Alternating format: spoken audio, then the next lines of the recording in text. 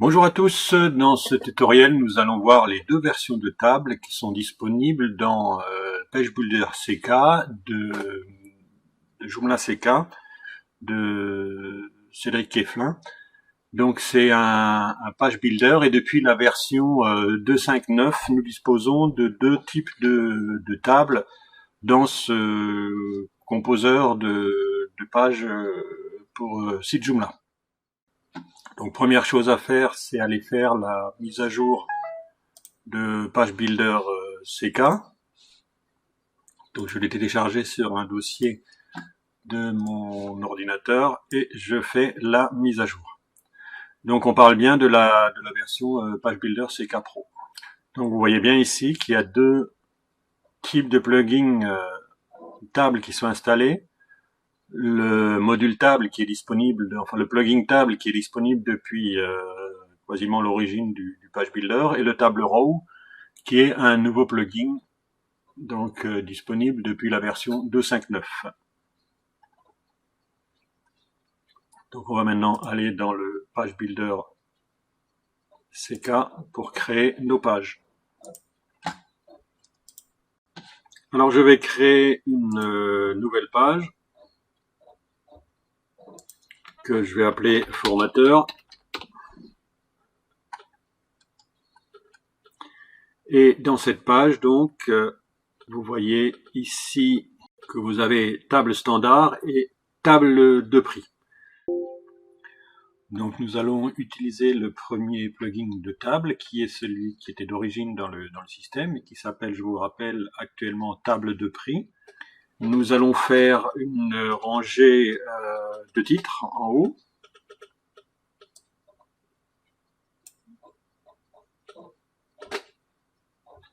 Ici, donc je vais faire une table de 2 colonnes, donc je supprime la troisième colonne qui est proposée implicitement. Je vais me créer un style personnalisé, ça va nous permettre en même temps de voir ce que nous apportent ces styles. Donc là, je vais créer un nouveau style, je vais l'appeler colonne 1, ou titre plutôt. Voilà, je vais l'appeler titre, colonne titre, voilà. Ok, et là, je vais simplement lui affecter au niveau du texte du bold, du gras.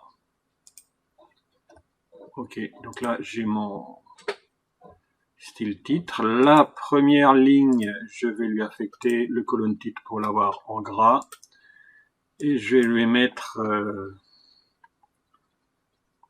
activité. Donc pour savoir dans quel type d'activité la personne est formateur, j'enregistre dans la cellule. Et ici, je vais également lui affecter le style colonne titre pour être en gras. Et je vais lui dire formateur. Ok. Donc ici, la première colonne, ça va être une colonne de titre. Je vais mettre ici, donc ça va être un formateur dans une activité, on va mettre ski alpin. On enregistre et ici on va mettre par exemple chronomètreur.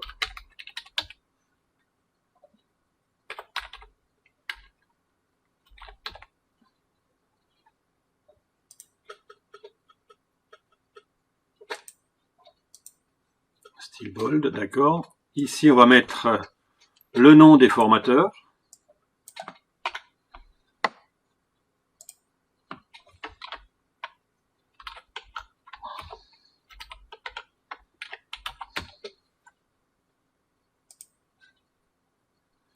Et ici le nom des chronométreurs.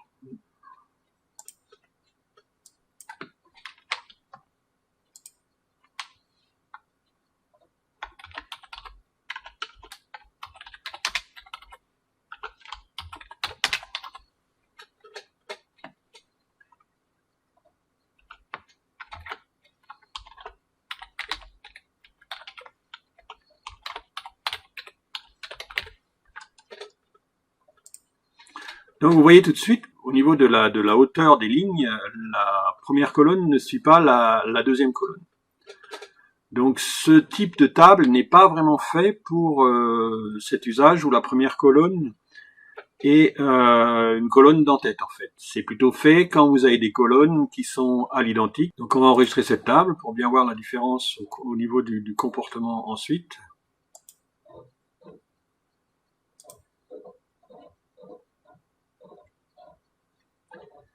Et là, on va rajouter en dessous une deuxième rangée. D'accord? Et cette fois-ci, nous allons y mettre une table standard. Ok? Dans cette table standard, nous allons mettre les mêmes types d'informations.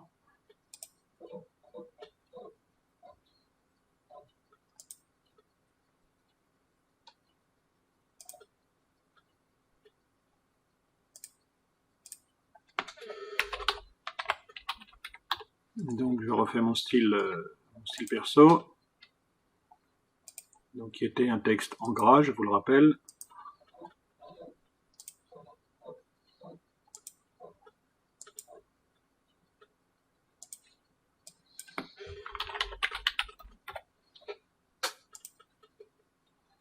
Je supprime la deuxième colonne, la troisième colonne.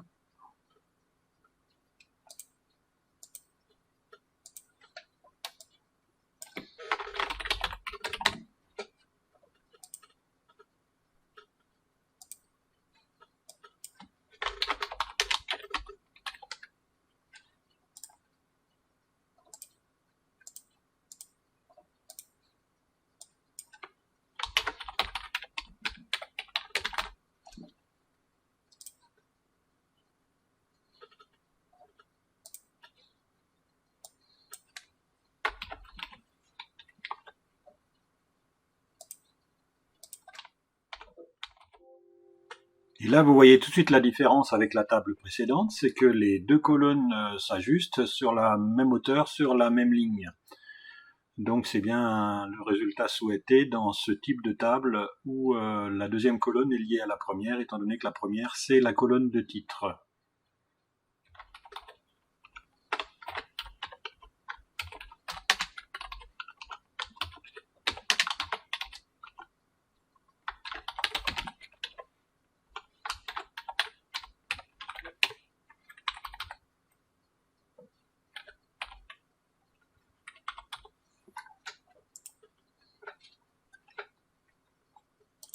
Voilà, j'enregistre ma table.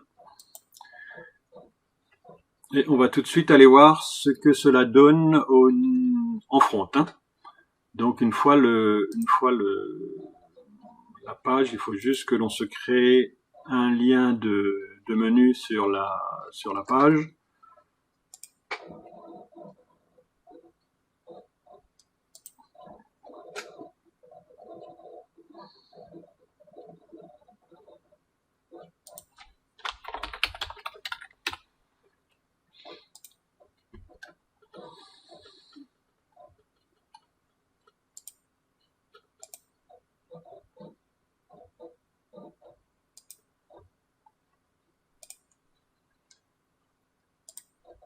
Voilà.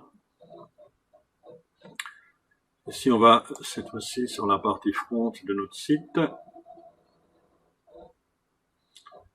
Si on va sur la page formateur, voilà, donc on a bien nos deux tables. Et le résultat qu'on avait sur la vue au moment de la création, nous le retrouvons ici. Alors nous allons voir maintenant quand on change la taille d'écran au niveau de l'adaptative de notre page. Quand je réduis ma table, là, vous voyez qu'au bout d'un moment, on va passer sur une ligne. Et sur le premier type de table, donc qui est fait avec des blocs div a priori, la première colonne reste en premier et la deuxième colonne passe en dessous. Donc en fait, la table n'a plus vraiment de sens. Au niveau de la deuxième type de table, vous voyez que l'empilage se fait de gauche à droite, c'est-à-dire qu'on va d'abord respecter les lignes et seulement après les colonnes. Donc l'empilage se fait de gauche à droite, puis de bas en haut, alors que là c'est l'inverse. L'empilage se fait de bas en haut, puis de gauche en droite. La première colonne est là, voilà, la première colonne est là, et la deuxième colonne est là. Alors que là, nous avons la première ligne, la deuxième ligne, la troisième ligne, ce qui est bien plus conforme à une table, à une vraie table. Toutefois, nous pouvons modifier ce type de comportement et on va aller le voir. Donc, je vais retourner dans la partie création de page builder CK.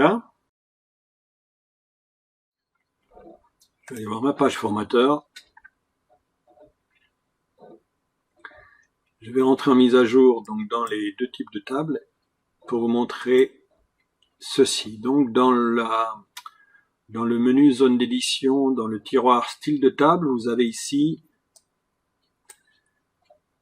la définition en pixels en dessous de laquelle les colonnes sont alignées verticalement. Donc nous allons faire un essai, je vais mettre dans les deux cas un nombre de pixels très bas. Donc je corrige la première table. La première étant celle qui est intitulée table de prix, je vous le rappelle. Je vais corriger la deuxième, celle qui est appelée standard table.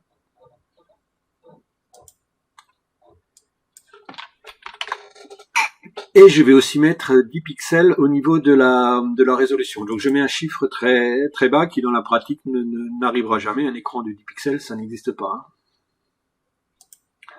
J'enregistre ça. Je vais cette fois-ci, je retourne sur mon site, j'actualise la page. Et maintenant, vous allez voir que quand je réduis,